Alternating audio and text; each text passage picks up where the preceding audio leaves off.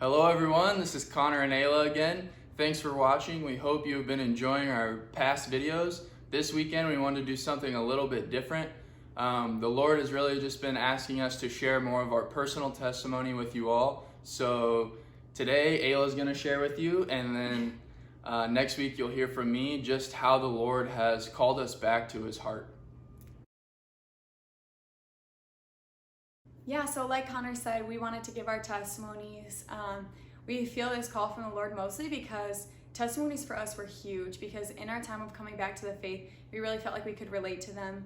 And I don't know, they just were a big part of kind of our transformation. And so we feel like now that's our time to share with others our story. And so I kind of want to focus on the time frame of high school to college. So in high school, beginning of high school, I got into a serious relationship, and the parties were just starting and social life was good, sports were good, everything was good. And so I thought my life was really awesome.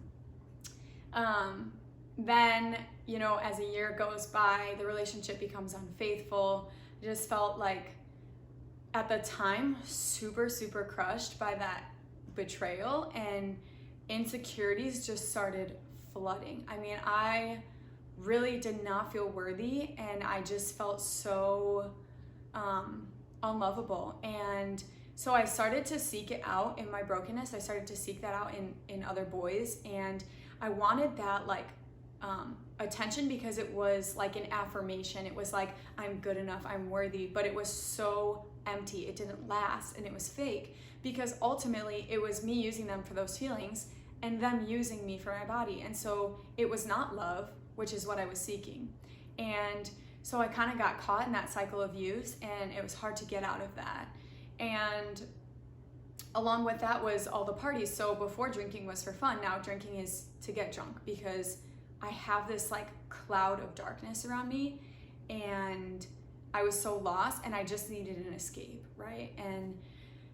And so I was kind of trapped in this, but I also didn't want anybody to know that. And so I would kind of put on this front, this show that made it seem like my life was perfect, and I was super happy, when ultimately deep down I was super unhappy and I felt super lost. So this carried into college, again, wanting to seem like my life is perfect, but it just got worse and worse and darker and darker. And that feeling of emptiness in that cycle of use and in the social scene, it was just so empty. I had this deep void inside of me, and no matter how much I tried to fill it, it was just getting worse and worse. And so my sister went to the same college as me, and she was older.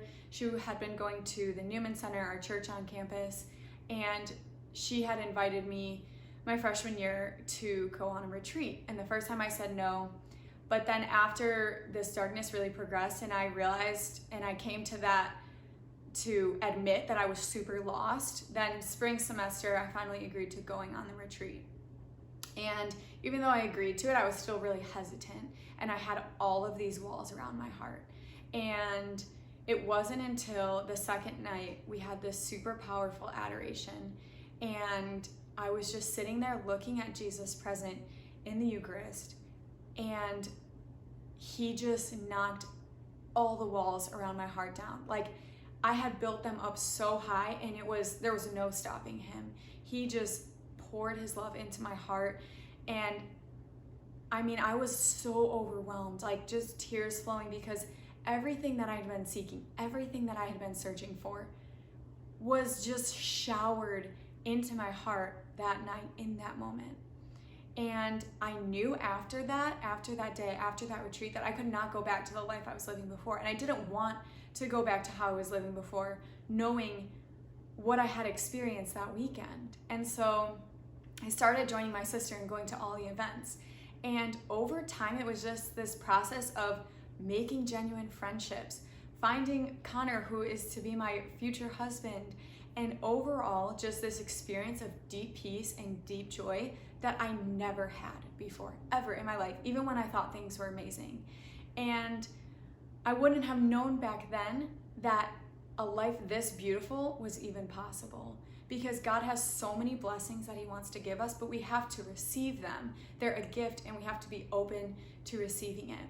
And I wasn't open before, and as soon as I became open, oh my gosh, like everything changed for the better, and everything I had wanted and more came true. And so one thing that I want to give you is this imagery that the Lord used for me, and it's Jesus, this handsome Jesus standing outside the door, and there's no handle, and he's not going to barge in because he's a gentleman, and he just knocks.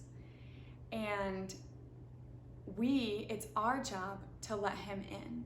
And so I encourage you to let him in. Open the door of your heart, open your life to him, to what he wants to bring.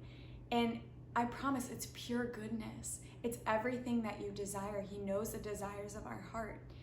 And so what do we have to lose? Why not let him in, right? And so the last thing I want to mention is that after an experience like that, it doesn't end. It continues, it deepens, it goes further, and I'm constantly learning more, and I'm constantly growing in my relationship with the Lord, and he's constantly knocking at my heart, and I have to let him in all the time, every day. And so I don't want anyone to ever get discouraged, because God is always there waiting, and so we just have to remember that God is good and that God is love, and to not be afraid to encounter that, because once we do, our lives will be forever changed for the better, and it's going to be so beautiful and so worth it. So let him in. Open your heart, open your life, and however the Lord is calling you to encounter him right now, today, go. Don't be afraid. Say yes. Go to the Lord and grow in your relationship with him, and you will be so happy that you did.